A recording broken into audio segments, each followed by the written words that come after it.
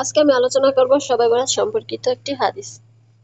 শবে বরাতের রাতে বিশেষ মর্যাদা ও ফজিলতের ব্যাপারে সবচেয়ে প্রসিদ্ধ হাদিসটি হচ্ছে সাধারণ ক্ষমা বিষয়ক। এ রাতে আল্লাহ দুই শ্রেণীর মানুষ ব্যতীত সবাইকে ক্ষমা করে দিবেন। ১ নম্বরে যারা আল্লাহর সাথে শিরক করে, ২ নম্বরে যাদের অন্তরে হিংসা বিদ্বেষ আছে।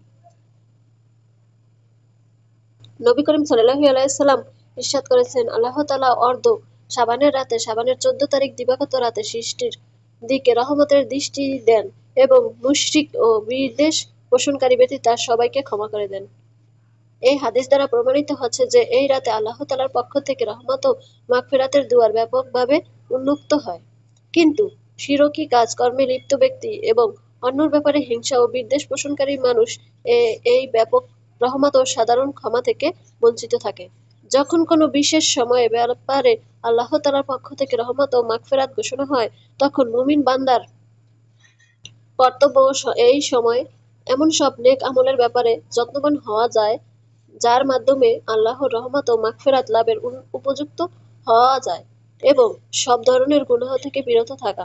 গুনাহের কারণে আল্লাহ তাআলার পক্ষ থেকে আগত রহমত ও মাগফিরাত থেকে বঞ্চিত হতে হয়। যেহেতু উপরোক্ত হাদিসে এবং অন্যান্য হাদিসে অর্ধ শাবানের রাতে ব্যাপক মাগফিরাতের ঘোষণা এসেছে, তাই এ রাতটি অনেক পূর্ব থেকেই শবে বরাত তথা মুক্তির রজনী নামে প্রসিদ্ধ হয়েছে। কেননা এই রাতে গুনাহসমূহ থেকে মুক্তি লাভ হয় এবং পাপের অশুভ পরিণাম থেকে রেহাই পাওয়া যায়। যদি শবে বরাতের ফজিলতের ব্যাপারে দ্বিতীয় কোনো হাদিস না থাকতো, তবে এই হাদিসটি এ রাতের ফজিলত সাব্যস্ত হয় জন্য এবং এর রাতে মাগফিরাতের উপযোগী নেক আমলের গুরুত্ব প্রমাণিত হওয়ার জন্য যথেষ্ট হতো।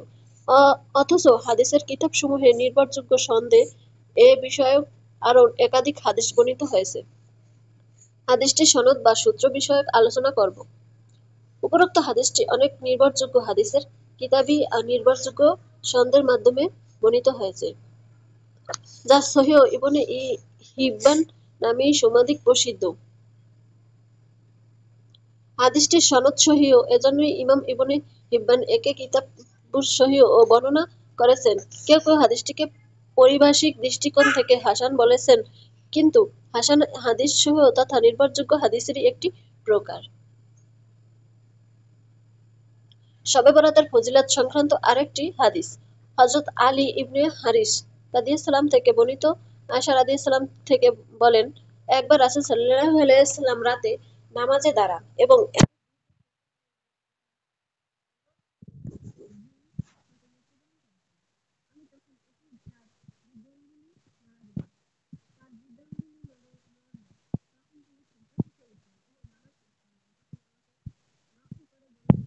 হ্যাঁ আয়েশা অথবা বলেছেন, ও হুমায়রা, তোমরা কি এই আংশক হয়েছো যে আল্লাহ রাসূল সাল্লাল্লাহু আলাইহি ওয়াসাল্লাম তোমার হক নষ্ট করবেন?